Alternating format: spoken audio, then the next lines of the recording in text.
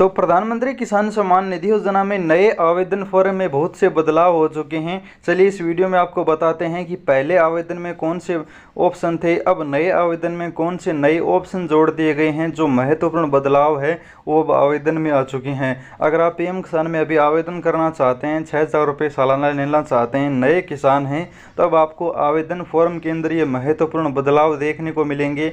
पहले जो आवेदन होते थे, अब जो आवेदन हो रहे हैं उनमें बहुत सारा चेंज हो गया है। तो चलिए कौन कौन से चेंज हुए हैं, कौन कौन से बदलाव हुए हैं, वो हम आपको छोटे से वीडियो में दिखा देते हैं। वीडियो पूरा जरूर देखिएगा और बहुत ज़्यादा महत्वपूर्ण है। तो यहाँ पर आपको सबसे पहले न्यू फार्मर रजिस्ट्रेशन ऑप्शन में आना है। पीएम किसान gov.in साइट आप गूगल में ओपन कर लीजिएगा।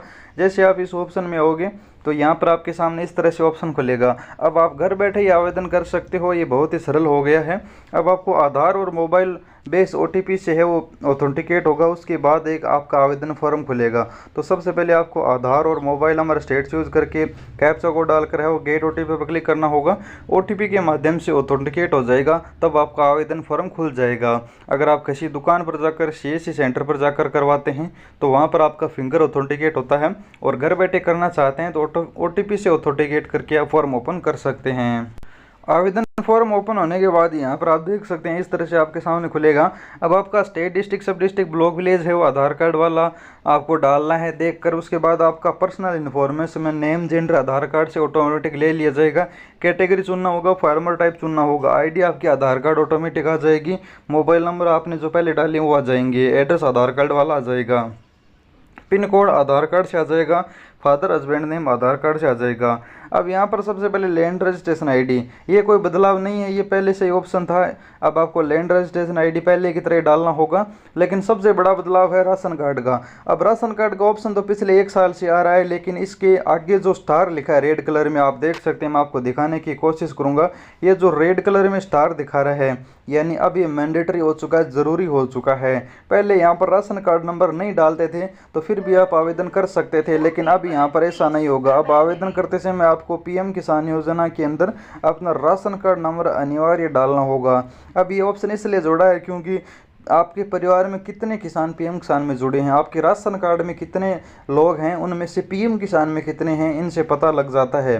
जैसे आपके राशन कार्ड में पहले से कोई ऐसा व्यक्ति है जो आवेदन पीएम किसान योजना में कर चुका है, अगर आप अब दोबारा कर रहे हैं तो अब आपका आवेदन रिजेक्ट हो जाएगा। इसलिए आप ध्यान से देखिएगा, आपके राशन कार्ड में जितने सदस्य हैं उनमें से पहले कोई पीएम किसान में तो रजिस्टर नहीं है, वरना आपका फॉर्म एक्सेप्ट नहीं होगा।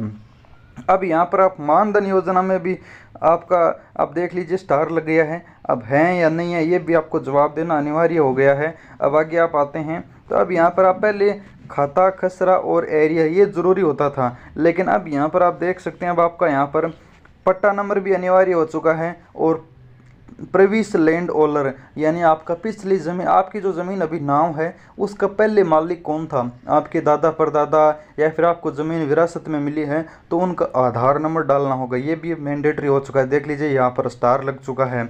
मैं आपको दिखाना चाहूँगा, अगर आपकी ज़मीन अब नाम हुई है, अब आप आवेदन कर रहे हैं, इसका मतलब आपकी ज़मीन अभी नाम हुई है, तो आपके उत्तराधिकारी यानी जिससे नाम आपने पहले ज़मीन थी, किसी दादा परदादा या फिर जहाँ से भी आपकी पहले ज़मीन थी अब आपके नाम हुई है, तो उस पहले वाले ओनर का, पहले वाले मालिक का नाम यानी उसका आधार नंबर यहाँ पर डालना होगा। ये भी ज़रूरी हो चुका है क्योंकि आपको पता है कि 2019 के बाद अगर आप ज़मीन खरीद कर पीएम किसान में आवेदन करते हैं तो वो तो मान्य होगा नहीं। अगर आपको ज़मीन उत्तराधिकारी यानी आपको किसी दादा परदादा से मिली है तो उस स्थिति में आप आवेदन कर सकते हैं। चाहे आपके दादा परदादा की कल मृत्यु हुई हो और आपके नाम ज़मीन हो गई हो तो आज आप आवेदन कर सकते हैं और उसे पिछले व्यक्ति का है वो आधार नंबर यहाँ पर डाल सकते हैं। अब यहाँ पर बात करते हैं लैंड की, तो यहाँ पर आप लैंड डॉक्यूमेंट में सिर्फ आपको एक ही डॉक्यूमेंट डालना होगा। पहले यहाँ पर 3 डॉक्यूमेंट था, पहले यहाँ पर लैंड का और आधार जो डॉक्यूमेंट PDF के माध्यम से, और दूसरा यहाँ पर बैंक का। आधार, बैंक और लैंड 3 डॉक्यूमेंट अनिवार्य थे, लेकिन अब 2 ऑप्शन हटा दिए हैं क्योंकि जो आधार वाला डॉक्यूमेंट है वो आप आधार ऑथेंटिकेट करते हो तो वो सरकार के पास वैसे ही चला जाता है OTP के माध्यम से या फिर फिंगर के माध्यम से। जैसे आप ऑथेंटिकेट करते हैं OTP के माध्यम से तो डिटेल सरकार के पास चली जाती है। दूसरी बात है, आप जैसे जो बैंक की डिटेल यहाँ पर पहले आपको बैंक के डायरे की पहली पन्ने की जो आपको पीडीएफ बनाकर अपलोड करनी होती थी, वहाँ पर आईएफएससी कोड अकाउंट नंबर दिखते थे, उसमें आपके पैसे आते थे। लेकिन अब वो सिस्टम हटा दिया है। अब अकाउंट बेस पर पैसा सरकार नहीं देगी। अब आपके जो आधार में बैंक जुड़ा उसी में पैसे आएंगे, तो उन अकाउंट और आईएफएससी कोड की ज़रूरत नहीं है, इसलिए वो ऑप्शन भी यहाँ से हटा दिया है।